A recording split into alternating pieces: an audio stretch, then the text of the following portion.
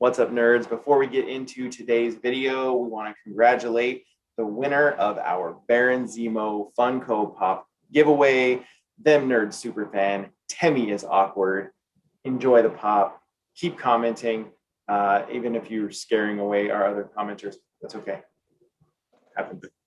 All right, guys, stay tuned for our next giveaway and enjoy this video all about the very first episode of Loki. What's up, nerds? Welcome to this very special edition of Them Nerds. That over there, that's Jared, and I'm Tony. And we just got done watching Loki, and it was chef's kiss. Great. First of all, before we get into this, I just want to say it's been a little while since we've put out, thick content like we normally do, thick with two C's. And I'm really, really happy to be back doing this. Loki coming out, super exciting. Black Widow's coming up soon. We're going to Disneyland soon. All kinds of cool stuff that's going to be coming out. Very exciting. Jared, what do you think of the show, man? I thought it was great. I think that it obviously was just an idea to kind of catch us up on what's going on with Loki, and it's I'm guessing to get it out of the way for the remaining 5 episodes that are left. Kind of give you the backstory and why he should care, seeing as though the Loki that we're dealing with right now is more of the selfish Loki that we were used to in the very beginning. That's right. Yeah, we have the benefit of seeing not the Loki that sacrificed himself and fought alongside Thor, but we see the Loki that has just been knocked off his perch trying to become the king of the world, and he still like prime jerk a-hole villain Loki. So and we got a glimpse of that as he found his way through the TVA. We have this whole kind of character arc, and we'll get into the details of the show here in just a second. But in general, the character arc of Loki in this one episode of a TV show sort of echoed his character arc in all of the films. He sort of realized that, there were bigger things out there in the world that he could, have a hand in, and kind of resigned himself to being more of a positive force. Yeah. So I think that that's exactly what it was about. Just kind of settling in the idea of getting him to realize that, the selfish ways that he had beforehand were kind of pointless because his future has already been written. Right. And ironically, or maybe not ironically, but true to character, just like in the films, kind of the catalyst that made him start reconsidering his ways was his mother. Yeah. And that's kind of he has both mommy issues and daddy issues, which is why he stabs people, I guess. I mean, in the fields that we work in, I think we kind of see that. So let's kind of go down the events of the show. We start off, opening scene is that scene from Endgame where Loki somehow miraculously gets the Tesseract and vanishes, right? And then he ends up in Mongolia. Yeah, it kind of seemed like that made some kind of, desert island. I don't know if it was an island, but it was definitely desert. It was the Gobi Desert. Desert in Mongolia. And in the previews for this show, we saw some interaction where he seemed like he had his own like Mongolian gang. So I'm wondering if we're going to, see that again, that same little environment that he was in. We are introduced to Hunter B-15, who, is Gugu Mbatha-Raw, best name in show business. Comes chasing after him, locks him up, takes him in. Yeah. What? We started getting all this like time stuff kind of thrown at us. Did anything pop out to you that was kind of like, oh, hey, looky here? Well, obviously they spoke about the Nexus, which obviously we just heard about during the WandaVision series, right. Through one of their commercials. And then you have also multiverse was talked about, or the multiverse wars, and also they repeated madness in it also, which we obviously know is Doctor Strange into the multiverse of madness. Right. Yeah. A lot of the Marvel content, you get a wink and a nod to certain things. If this was a wink and a nod, it was like,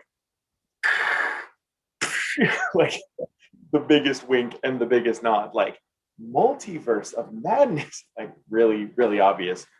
Yeah. But I mean, we know it's coming. We're happy about it. So why not? Why not just those winks and nods? So we are introduced to Agent Mobius, right? Owen Wilson. He's off hunting dangerous variants. And we get that what has now become the bane of my existence. It's my rosebud, as your Citizen Kane reference for the evening. We get like a Mephisto reference. Yeah. Come on, man. More Mephisto. Don't do this to me. And they're even like talking about like, oh, the devil comes bearing gifts. Oh, this devil, blah blah blah blah. It's not Mephisto. No, actually, I thought that maybe it was a nod to the idea. Loki's known for his horns. If he's actually floating through, the time, causing mischief, then could they have, not being able to a primitive beings see him and depict him as a devil in reality? Great point. That's a great point. You solved it. He did probably. Let's see. We got 5 episodes. So we see a weird kid with blue teeth from the candy, I guess. So no Mephisto, unfortunately. I'm never gonna get Mephisto. So we see Loki go into the TVA, and Agent Mobius is giving him his rundown of like his greatest hits, and we get the DB Cooper footage. Yeah. Right? What did you think of that? Did you think it was like shoehorned in, or did you think it was well done? No, because I think I like it because we known through especially the first two Avengers movies where they had just the Thor and Loki and the three, what are those people called? Warriors 3. Yeah, how they played these kind of practical jokes on each other. So it makes sense, this idea that that's something that could be happening. I also just thought it was clever that they actually, that this idea that, somebody that they've been looking for decades, and that's the reason why they couldn't find him. Right. Yeah. In our preview show that we put out last week, we talked a little bit about how we kind of hope that they do this regularly. I'm pulling for Loki on the grassy knoll. That's my if I can have one historical moment, that's the one I want to see that. Although I think it would also be fun to see Loki show up like in prehistoric times and like screw around with some cavemen and just like scare the what out of them. It'd be great. All right, so obviously we're going to get more of this character development of Loki, but what was the big villain reveal that they gave us here towards the end of episode 1, Jerry? Oh, well, that the idea that the variants that he may not be the only variant, and that the person that they're looking for that's killing off these TVA agents is Loki himself, right? Or a Loki. It is supposedly, allegedly, another variant of Loki floating around in the time stream, killing TVA agents. Yeah, that's they kind of explain is that sometimes you can, verge off the path and just, ditch work, or sometimes you cause a whole war to happen. You know what I mean? So this idea that there could be a variant that's maybe even worse than the Loki we know. Right. Right, and we definitely get that impression in the final scene. We see this very like hooded, kind of like evil-looking character holding a lantern and lights a bunch of dudes on fire. Yeah, a little harsh. Yeah, Disney. Yeah, hey, makes Loki's a Disney princess. One thing I thought was neat too was there was a scene where Loki goes and gets the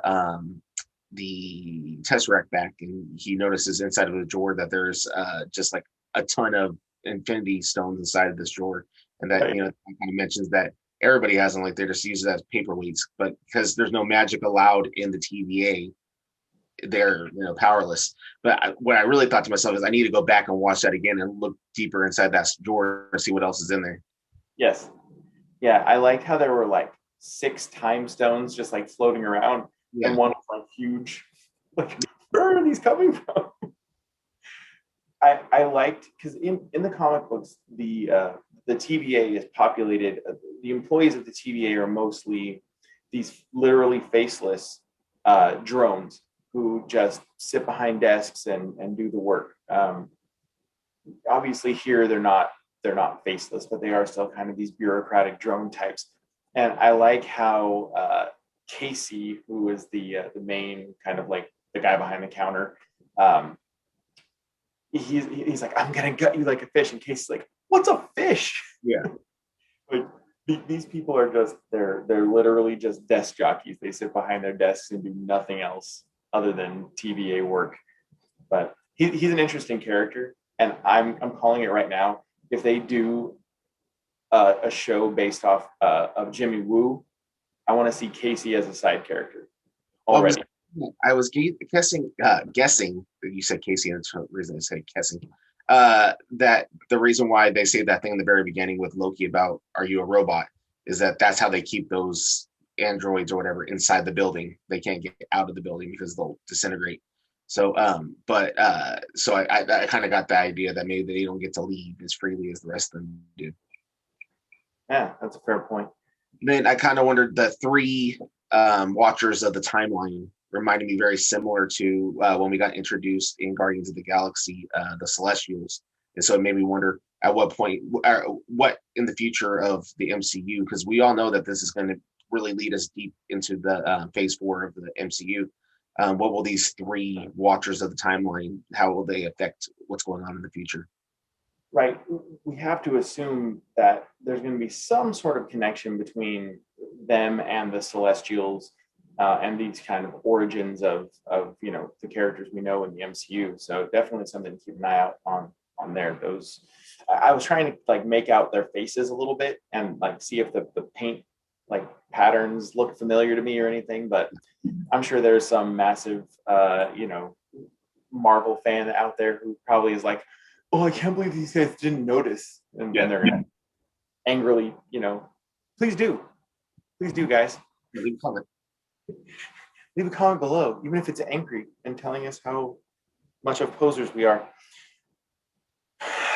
So this obviously is kind of setting the stage for, our newfound dalliances into the multiverse when it comes to things like Doctor Strange, and dealing with Scarlet Witch. What are you hoping to see as this show progresses? And it's going to progress very quickly. It's only what, six episodes? Yeah, 5 episodes left. I would hope that I'm hoping that this actually does cause the multiverse just to break, and that's how we get the changes we need within the MCU explained. Especially with the rumors about what's going on in the new Spider-Man movie, and then also with what's going on in Doctor Strange. You're giving yourself a lot of opportunities to, with this series, introduce possibilities of how these other characters are going to be introduced. For sure. And you mentioned the timeline ends up getting completely, broken and split into the multiverse again after this show. I think it would be really appropriate if Loki spent the whole season, fighting on the side of good, and then at the end he did something like totally selfish for himself, and that's what ends up breaking it. Yeah, I kind of wondered whether or not he would utilize himself somehow. Like, we always wondered, why did Loki, change in Dark World, or in make the ultimate sacrifice in Endgame. You know what I mean? But what if it's because that Loki that did that is the Loki from this timeline, and he knows what he needs to do to get the people where they need to be at? This is. I think that there's a. It's one of those things like this the way the show is being written. About the whole way the timelines work, how time travel works, how time just displace. You know what word I'm looking for. Yeah, displaced time or whatever. There is just so many possibilities of what they can do. Yeah, definitely. And we already know that we're going to get more of Loki. There's supposed to be a season 2, right? At least that's what we're being led to believe.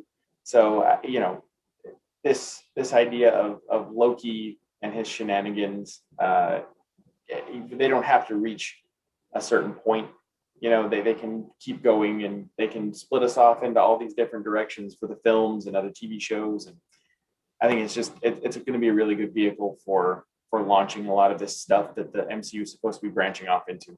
Yeah, I think by the end of the 6 episodes when they're done, we're going to be very surprised, especially after the idea that Kevin Feige or whatever his name is had announced today that it was originally just supposed to be a one shot, like one of those little 10-minute films that get added to the DVD release, and it got turned into this huge series that's probably going to change all the MCU. So, right, and all of the early critical reactions to this series are overwhelmingly positive.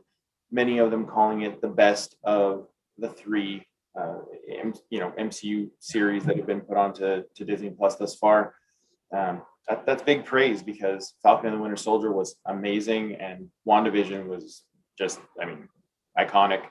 So, well, they've been talking about praising the idea of how many cameos and how many surprise cameos we're going to get, and when you have a show that where they can jump timelines, that leads possibilities that you could have a X-Men from Fox, show up into the show. Maybe this explains why Boners and went WandaVision. Like, who knows? I think it would be a great kind of troll to just keep having Ralph Boner showing up on like every series and just being like, he's totally not Quicksilver, just Ralph Boner. It's like, here I am on Loki. Hi, I'm Ralph. Just like every series, like, oh, it's Quicksilver again. And he's just like buying milk at the store. Or like erase Dottie's brain so she doesn't get to tell us who she was. You are gonna die on that hill. Yeah. Dottie. Yeah, that her daughter was locked in her room. That was, what a waste. The ultimate like wrap up to this phase of the MCU for us, I think, for you and me, would be the entire universe of heroes laying in ashes, with King Mephisto and Queen Dottie standing above them. Who will be our Dottie in this series? Dude, one thing I am excited about in this series, and maybe it is going to be a Dottie thing. I hope it's not. I hope it's more meaty than Dottie ended up being. Is the judge ends up becoming Terminatrix, who ends up becoming Kang's wife. So I'm hoping we get to see that connection a little bit. Well, especially since I have read that this series will lead to learning her backstory. So there's a good possibility. So we'll see. I hope. Bring me all of these things that I desire. Anyway. All right, guys. What did you think of Loki? I don't think we're gonna feel satisfied by this short season. That's kind of the thing with all of these Disney series. But what do you hope to see?